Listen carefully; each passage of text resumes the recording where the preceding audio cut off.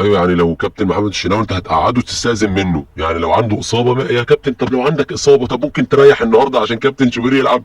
واحد زي مشكله الشناوي شوبير دي هتحلها ازاي؟ مشكله ديانج هتحلها ازاي؟ مشكله بن شرقي اللي قاعد على طول جايب اتنين جامدين، كل واحد فيهم بياخد مش عارف كام 100 مليون في مكان واحد، هتعمل ايه في كل ده؟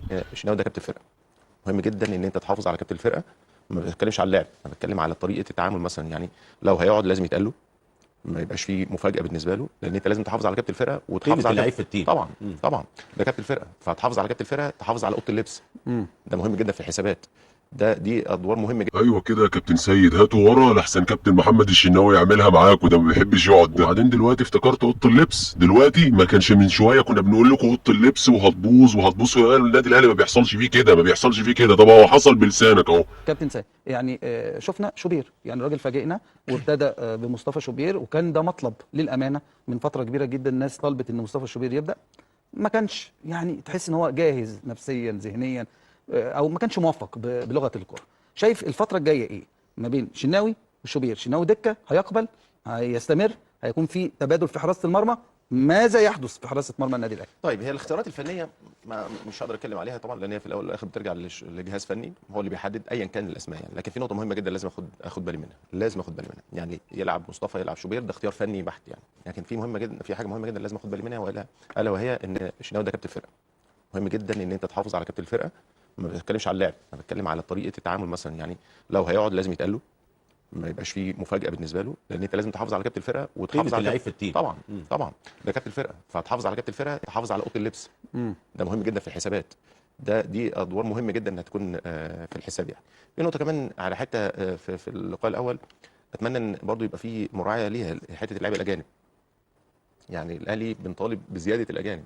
ما كانش في البدايه غير بين رمضان، دي مهمه، هو دي مهمة. الاساسي يعني. كل اللعيبه لو في الأجانب ظروف، عندك. لو في ظروف نقبل ده، ما فيش مشكله. في اصابات، في رجوع من ايقاف، في حالات، لكن يبقى في 4 اجانب موجودين على الدكه، واحد بس اللي موجود، دي ممكن برضو تبقى في حته نتكلم فيها. لكن ما عنديش شك ابدا، ما عنديش شك ان الاهلي هو احسن فرقه موجوده. الاداء مش هو المعبر طبعا، اللي انت بتتكلم في 90 دقيقه راحت ولا جت يعني، لكن هتاخد وقت طويل، هتبقى فيها خطوره. التحولات اللي بتيجي على الاهلي فيها خطوره يعني. التمركزات اللي بتبقى في التحولات فيها خطوره يعني. لو 2 3 صراع في اي فرقه بتلعب زون او بتلعب منطقه محدوده كده في قبل ال 18 بتاعها، وعندها 2 3 صراع، يبقى انت بتتفق مع كلام كابتن ايمن عبد فنياً العزيز على ان دفاع النادي الاهلي مش في افضل حالاته. حتى في التمركز يعني. حتى في التمركز على الاقل ممكن ما تبقاش الاسماء اللي انت موجوده هي الاسماء القديمه، لكن طب احاول اعالج ده بالتمركز، التمركز يبقى مظبوط عشان ما تجيليش حاجه خطر يعني. هل واضح ان امام عاشور هو الورقه المؤثره جدا في مستوى النادي الاهلي؟ امام هو كان احسن لاعب في الدوري السنه اللي فاتت بكل المقاييس يعني. لكن انا مش مع فرقه في الاهلي طول عمره، مش مع فرقه النجم الواحد اللي بينه وبين اللعيبه مسافات.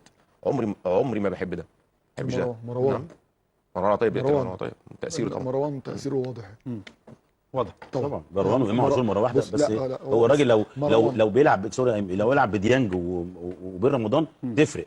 ايوه، يعني لو كابتن محمد الشناوي انت هتقعده تستأذن منه، يعني لو عنده اصابه يا كابتن، طب لو عندك اصابه طب ممكن تريح النهارده عشان كابتن شوبير يلعب. كابتن امال ياسر ابراهيم قلب الاسد واشرف داري واسد الاطلسي راح، اسد الاطلسي جه وجايب لي ياسين مرعي، كل ده ولاعيبه بمليارات، وتقول لي تمركز؟ انت بتتكلم في لعيبه مش عارفه تتمركز، بتاخد مليارات وملايين يعني. ده بيلعب في النادي الاهلي وتتكلم في تمركز؟ يعني اعرف التمركز ده ممكن نتكلم في انديه صاعده جديد للدوري، انديه في مؤخره الجدول، انديه ما بتاخدش بطولات، نتكلم في تمركز مش عارفين يتمركزوا.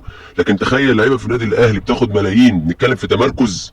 دي كارثه. بص يا ابو الكباتن، الفيديو ممكن يكون عادي يعني، ممكن يكون عادي ما فيهوش اي حاجه مثلا ممكن ان احنا نعلق عليها تعمل بص بوم والكلام ده، بس انا عايز اقوله لك ان بألسنة ناس بتفهم في الكوره اهو، النادي الاهلي نادي طبيعي زيه زي اي نادي، مش نادي خارق ولا جامد زحليقه ومرجيحه ومفيش منه 2 3، لا عادي.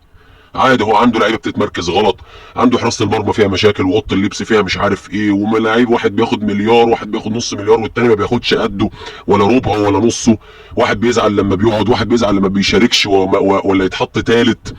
ديانج مش عارف عنده ايه، اشرف بن شرقي مش عارف مش عايز ايه، تريزيجيه مش عارف عمل ايه، زي اي حد. انت مش جامد جدا وانا مفيش مني في الكوكب وانا احسن واحد، انت عادي زيك زي اي حد، وده بشهاده ناس منكم هو يعني، واحد مدير كره تاريخي. فانت بس والنبي انزل على الارض كده واتكلموا انتوا على الارض، بلاش جو الملائكه والناس اللي في السما ده. في الاخر بتتكشفوا بيبقى شكلكم وحش. ها انزلوا معانا على الارض عشان اللي جاي ان شاء الله باذن الله هيفاجئكم. ده ماتش تعادلته مع مودرن، انت لسه مثلا ما لعبتش بيراميدز، ما خدتش الفرق الجامده الكبيره، او مش هقول لك فرق كبيره قوي يعني، الدوري المصري كله اللي فيه يعني اهلي وزمالك وكام نادي جماهيري، بس بتكلم الناس اللي دعمت صفوفها حلو واللي لما تقابلك هتعرف تلعبك. ده غير بس ربنا يستر مبقاش فيه مجاملات، يعني اذا ان شاء الله ما فيش مجاملات والدنيا هتمشي كده، انت هيرجع لك امام عاشور هتزيد شويه. بس انا عايز اقول لك ان طول ما لعيب عندك بارز الرقابه بتبقى عليه اكبر، فانت لو اتكتفت مفاتيح لعبك انت هتعمل ايه؟ واحد زي مشكله الشناوي شوبير دي هتحلها ازاي؟ مشكله ديانج هتحلها ازاي؟ مشكله بن شرقي اللي قاعد على طول جايب 2 جامدين كل واحد فيهم بياخد مش عارف كام 100 مليون في مكان واحد، هتعمل ايه في كل ده؟ بس لو الدنيا بس مشيت عدله ما فيهاش هقه وهقه، وربنا قدر ان نتائجك تبقى زي ماتش مودرن كده وادائك يبقى زي ماتش مودرن كده، هتعمل ايه؟ هتواجه جماهيرك ازاي؟ شوف حجه من دلوقتي تقول لهم اصل الحكم الفلاني، اصل المنظومه، اصل الرابطه، اصل الانسحاب، اصل الكلام ده، شوف لك حجه من دلوقتي. يعني ان شاء الله باذن الله لو الامور مشيت طبيعيه بالمنظر ده بالمليارات دي كلها هتبقى مشكله كبيره، هتبقى كارثه كبيره. ربنا يعني بص يعيننا ويعينكم ان شاء الله، الموسم طويل وربنا المستعان. بس يا رب ما يختمش زي السنه اللي فاتت كده ونلجا للمحكمه الرياضيه تاني عشان تحسم مين بطل الدوري، عشان بس المجاملات والحاجات السكسونيه اللي بتحصل في النص دي، ربنا يسترها.